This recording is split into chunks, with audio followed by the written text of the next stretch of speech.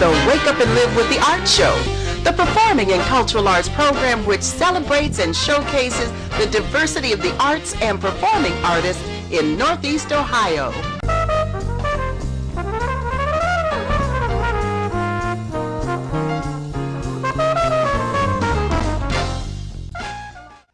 Well, I came back from beating up viewers who had changed the channel, as Gary said I was out doing. And I came back just in time to meet with our next two guests who I'm excited and honored to have join us because they are representatives from the Cleveland Playhouse, 8500 Euclid for now. But soon the Cleveland Playhouse will be part of Playhouse Square, which is going to add further to the confusion about who the heck are we talking about? So that's why Lisa Craig is here and Cory Atkins are here, because they're going to tell it to us straight about what's going on, how it's going on, why it's going on. Yeah. So Lisa, hi, you're public relations representative. Yes, yes. Par excellence. Yeah. Well, see, Yes. you know, we're moving so that those people, you know, who think they're going to Playhouse Square and In end the up first at another place. you know, and then we're now all in the same place. So those Okay. school buses, you know, won't get lost anymore, and Right. everyone who, you know, I'm going to come out and see Emma, and they go to Playhouse Square, and you know, and yeah, so it's just a win-win there. Yes. Oh, indeed. And so you've had your hands full ever since the big announcement a couple of years ago. Yeah, we announced in April 2009 that we were going to collaborate with Cleveland State and Playhouse Okay. Square to create a new performing arts complex within Playhouse Square. And then we announced later that year that the Cleveland Clinic purchased our building, as you said, at 8500 Euclid Avenue. And we've been on a fast train ever since. And So- this train stopped long enough in Manhattan and Brooklyn to pick up another rider. Yes, Cory it did. Atkins. Absolutely. So, hi, Cory. Yes. Welcome to Cleveland. Thank you very much. And welcome to Wake Up and Live with the Arts. I understand Thank you. you've only been transplanted here for a couple of weeks now. Yeah, I was here for a sort of brief initiation for a few weeks back in March, and then I had to go back to New York to finish up some directing commitments, and I officially started May 1st. And your new title at the Playhouse is? I am the Artistic Associate for Engagement, which basically means that my job is about deepening and broadening the ways that the Northeastern Ohio community can engage with us, both once they're inside of the new Allen Theater complex, but also out in the community. So you're building relationships. That's right. That's what your job is. That's absolutely right. Okay. So you're building relationships throughout, like you say, the Northeast Ohio community, and of course Greater Cleveland, which Absolutely. supports the Playhouse already. And when you say engage, what kinds of things will the Playhouse be doing to get those audiences engaged? Yeah, that's a great question. We'll be continuing some things that I think are already really tremendous, as I think probably most people know. We offer a pre-show talk that is free for ticket holders before every single performance, which is pretty unique in the nation. A very sort of informal half-hour chat about context that might help deepen their understanding of the play. We'll also be expanding our post-show talkback series, so we'll be doing 4 per show. After every Sunday, we'll have a variety of formats. Sometimes it'll be a conversation with the actors or creative team from the play. Sometimes there will be a panel of experts whose knowledge relates in some way to the play. We may have a professor from Case Western, a local marriage counselor, and an actor all talking with the audience. And at some it'll be completely democratic. It'll really be about the audience asking each other questions about the play. And as we were saying off camera, you've said the word actors a couple of times. As part of the overall new game plan to engage audiences with diversity of plays, diversity of actors, and as a local actor, Jean Zarzor is our next guest, so she's going to, don't get her started either. But we talk about, will there be more opportunities now with this new setup for local actors to be considered for roles? Well, I think a really great example of how we want to set the tone for this new incarnation of the Cleveland Playhouse going forward is the first play of the season. It's called Galileo. It's a brand new adaptation of a play by Bertolt Brecht. Yes. That is adapted by a man named David Edgar, who's a well-known British writer. And the play features not only cast of professional actors, some from New York, and the lead actor actually is a former company member with the Royal Shakespeare Company. But we're also really proud to feature our Case Western MFA graduate acting students, as well as a host of local talent, all of whom will reflect the diversity that is present in the Cleveland community.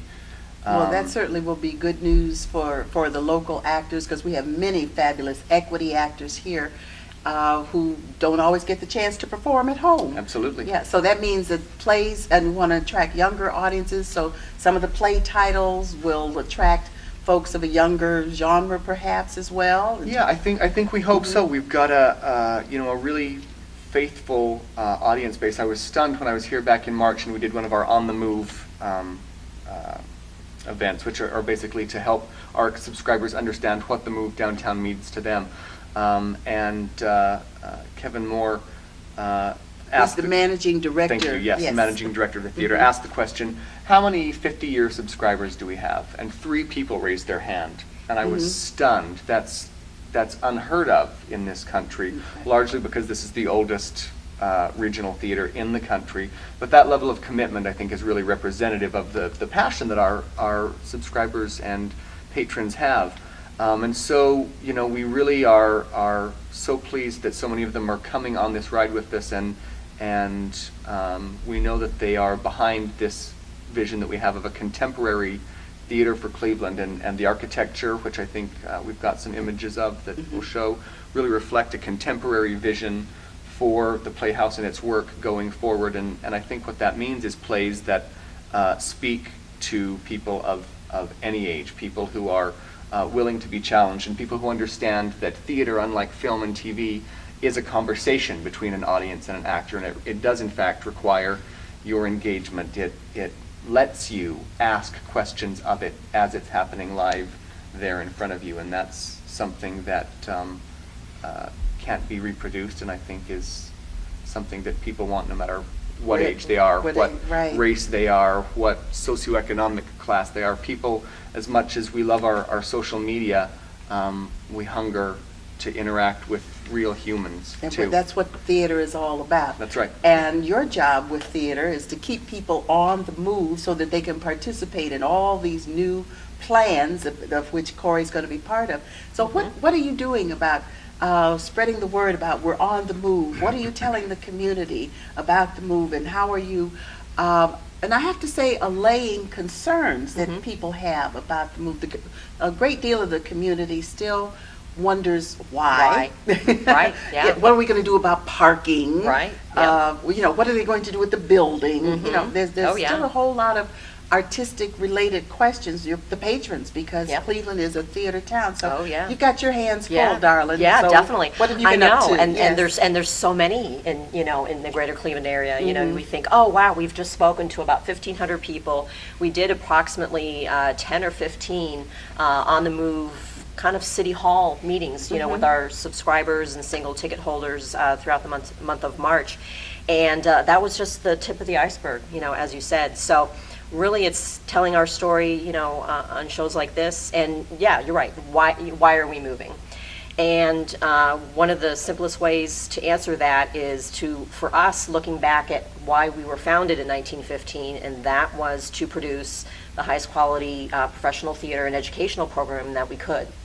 And when we started looking at ourselves in the mid 2000s, and we have a 300,000 square foot complex, building, which we do a great job to the public. The theaters and the public space looks fabulous. You should see the office where my graphic artists have to work in. There is a urinal in the office.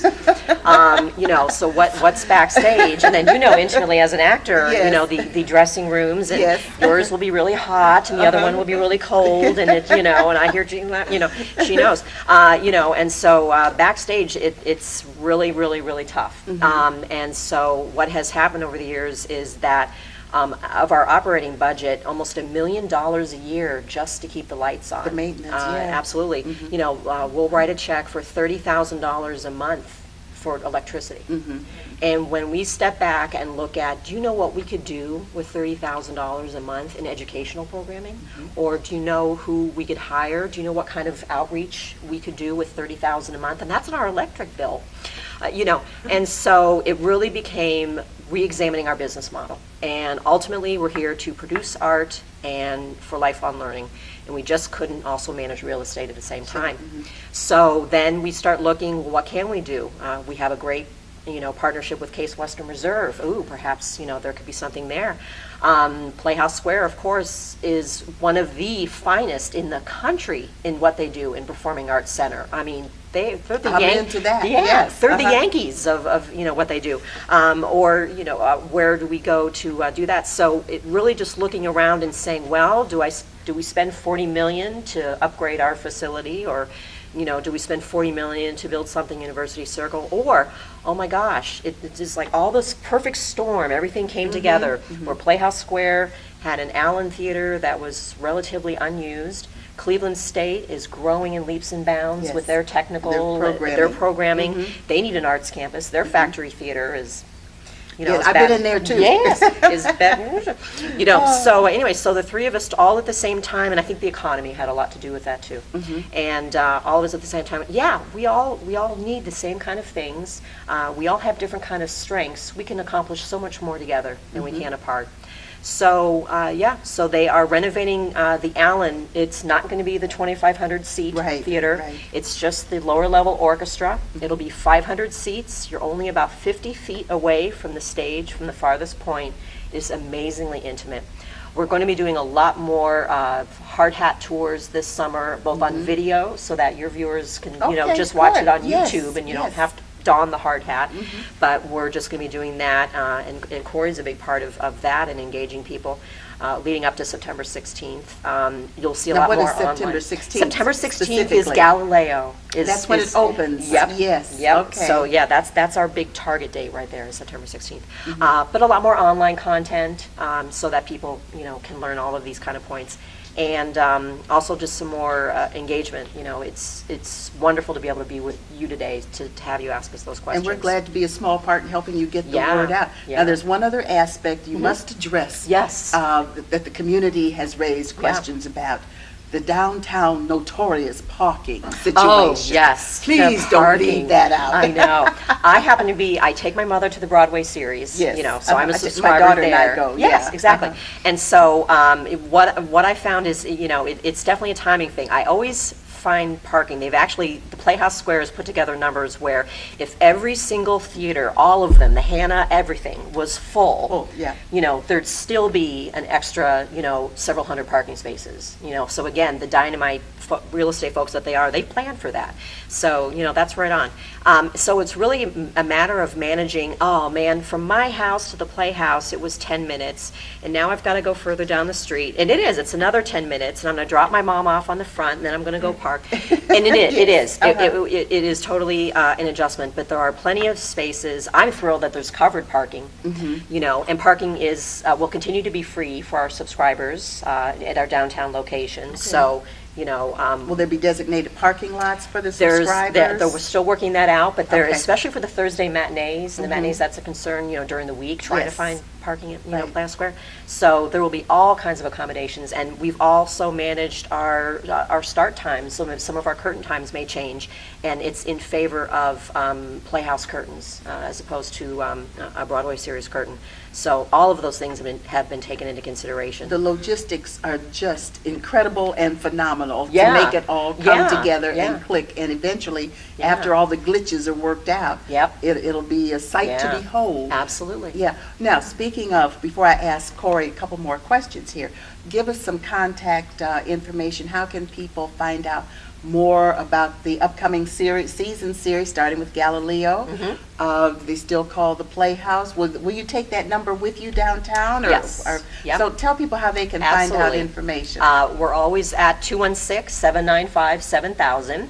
And your website. And our website is clevelandplayhouse.com, and that stays the same as well. A So beautiful, newly redesigned website yes, as well. we have a new Okay. website and a new logo, because we call ourselves CPH now for short, or Cleveland Playhouse. So we'll be Cleveland Playhouse at Playhouse Square.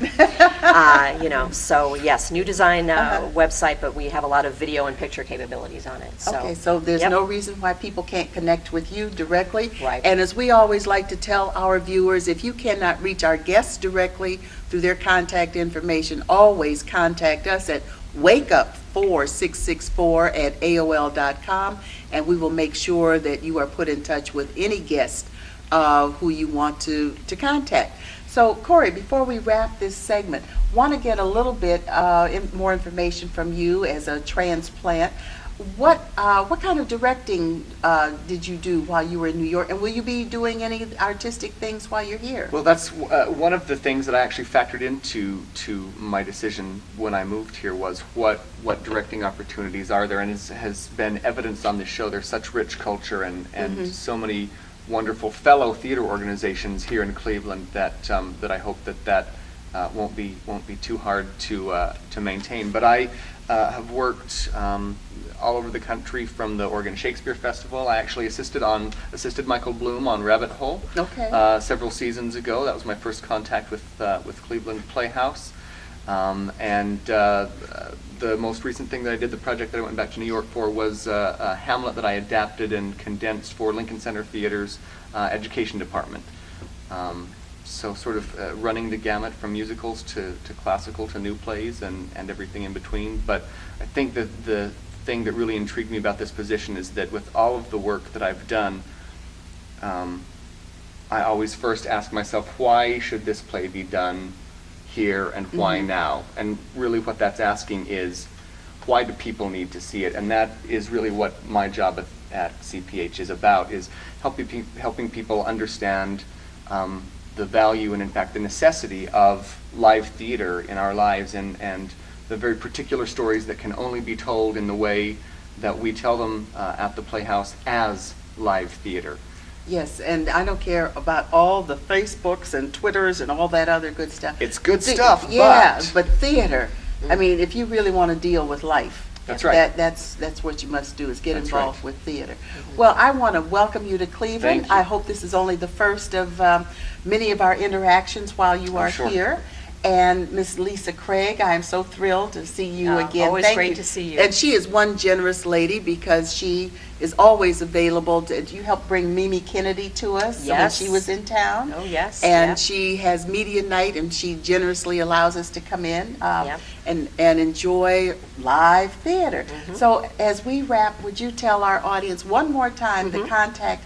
They can call the phone number for right Yep, now, they too. can call it. Yep, absolutely. Again, that's 216-795-7000, or Okay. visit us online at clevelandplayhouse.com. And the keys to the building are turned over to the new owner effective December. The Cleveland Clinic will take our keys December 31st. But so, until then, or at least through the know, summer, at least through through the summer. August, Yep. you can still have direct contact with the Playhouse, with Lisa, with Cory, and you know what? I keep wanting to call him Eric Coble. That's what I keep wanting Oh, to do. yes. I've been called worse things. That's for sure. Have you met Eric yet since you've been in town? I met him when I was here previously with Okay. Rabbit Hole. I did actually meet him. Yeah. Okay, yeah, he's one of our locals who's made good Yeah, nationally. absolutely. Which is another thing to bring up before we was gonna close. say, yeah. We have plenty of actors, playwrights, directors who are here who are here locally, maintain this as their home, Yeah. and yet they are international and national in their Yeah. works. And Yeah. Eric Coble is one of them. Yeah. Yeah. Okay, thank you so much. I loved having you. See you soon. And don't go away, because we've got one wild and wacky lady coming up next. Stay tuned.